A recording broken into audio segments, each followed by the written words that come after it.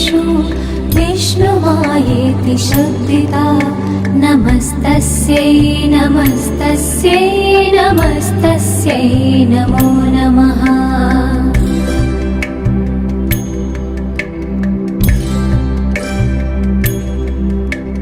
या देवी सर्वभूतेषु चेतनेत्यभिधीयते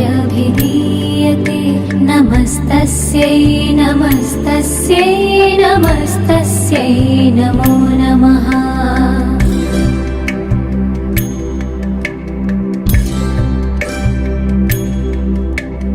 या देवी सर्वभूतेषु बुद्धिरूपेण संस्थिता नमस्तस्यै नमस्तस्यै नमस्तस्यै नमो नमः।